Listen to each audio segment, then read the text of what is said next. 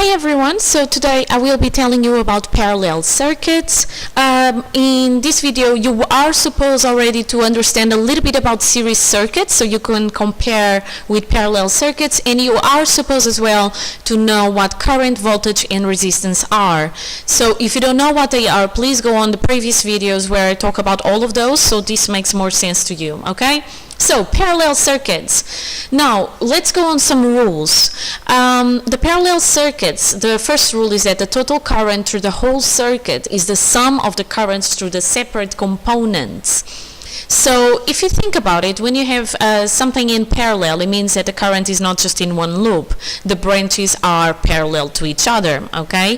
So, if you think about it, the current, I actually have it more on the other side, but the current starts in here, is going around in the circuit, and then it can decide to go through here or through there, okay? So it has several places where it can go. But current is the number of electrons you have passing in a circuit. So after the branches are done, all the current needs to meet again in this bit and continue on this single loop. So the current in different branches is the same as the current before or after the branches, because my electrons did not decrease or increase in number, they simply just went different paths, okay? Second rule, for components in parallel, the potential difference across each component is the same. So I have here 2 voltmeters in parallel with X and Y, and they are measuring the voltages in these X and Y, these resistors. Now, in a parallel circuit, the voltage is going to be the same, so V1 and V2 are the same, because what is happening is voltage is by definition, and again, go on the previous videos if you don't know what I'm talking about, but voltage is by definition the energy that is transferred per charge as you go from one place to the other. So I'm walking the same distance from going to this end to another end as I'm going here in parallel from this end to another end. So it makes sense that the voltage is the same. Of course, if the resistors would be different, it would be a different story, but this is just the basics of parallel circuits, okay? And let's see here, for example, this table. So I have 2 ammeters, A2 and A3, and I have emitter 1. Emitter 1 is definitely the one going through the cell, because if you think about it, look, emitter 2 has 0.30 amps, emitter 3 0.20, the two of them together give you 0.50. Emitter 2 has 0.20 amps, emitter 1 0.3, so different branches, different currents. When they meet together, emitter 1 0.30. And then again, 0.12 plus 0.06 gives me 0.18, okay? Now, of course, it makes more sense to you if the rules are written in terms of formulas. So here we go to give you a little bit more detail. So, in a parallel circuit, the rules are: the current is the same as the current in different branches. So the total current passing through the cell, okay, is the same as me having the current passing through branch number 1 or path number 1 and branch number 2 or path number 2, okay? So the current is the same, and this is again because current is the number of particles they are passing through, and they can separate the different branches, but then they will have to meet later on just before getting to the cell. So that's why the current is the same, is the adding of the different currents, okay? The total current is the same as when you start the circuit.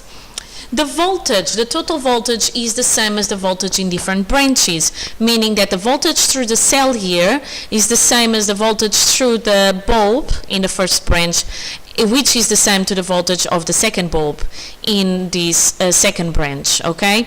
And this is, the way that I explain my students is, remember, voltage is how much effort, basically, charges need to do to go from A to B, okay? So in this house, see this as a parallel circuit. I have here the cell, I have here one loop, and another loop, so 3 different branches. If I were an electron and I had to move from this wall of the house to another wall of the house, and pretending that all doors were exactly in my line where I'm moving and they are open, so no resistance there whatsoever, I need to take the same number of steps to go from one side to the other, even though that I'm on different floors or different branches in here. So voltage is the same because I still need to make the same energy, or to use the same energy, or transfer the same energy to go from A to be independently on the floor where I'm doing it, okay? And finally, the resistance. If you want to know the total resistance, if you're doing this in GCSE, use Ohm's law, where Ohm's law says that voltage equals current times resistance. And you would figure out resistance by knowing what is the voltage in a specific branch and dividing it by the current passing through, okay? If you are at A level, you will actually see that 1 over the total resistance equals 1 over the first resistor plus 1 over the second resistor and so on. But because this video is more of the basics, I'm not telling you that, and then in a future video you're going to have more detail. But this is more basics or GCSE-like stuff, okay? So let's see if we understand everything about parallel circuits. This exercise is from AQA, so let's just answer these questions. I have here a circuit diagram with 3 resistors, R1 with 1 ohms, R2 with 2 ohms, and R3 with 6 ohms. And they are connected in parallel to a 6-volt battery. First question, what is the current through each of the resistors? Well, I know that the current, I can get it from Ohm's law, this law. Voltage equals current times resistance. So current equals voltage over resistance. So voltage is always 6 over resistance. So for current 1, is going to be 6 over 1, voltage over resistance. For current in the second branch is going to be again voltage 6 over the resistance in that branch, which is 2. And for current in branch 3 or loop 3, then is going to be the voltage again 6 over the resistance in that branch, which is 6. So that's going to be 1, okay? So here we go. Voltage over resistance, you want the voltage in that branch over the resistance in that branch. So 6 over 1 is 6 amps, 6 over 2 is 3 amps, and 6 over 6 is 1 amps, respectively for I1, I2, and I3. So the current in the first, second, and third branch. Second question, the current through the battery. Now, I know that the current, the total current, is equal to the adding of the currents in different branches. So I will add I1 plus I2 plus I3 because they will all meet and then pass through the cell together. So the total current is 6 plus 3 plus 1, which gives me 10 amps. Next question, also taken from, no, actually this one, I do not know if I took it from AQA or from the internet, okay? So credits to whoever got this diagram in here.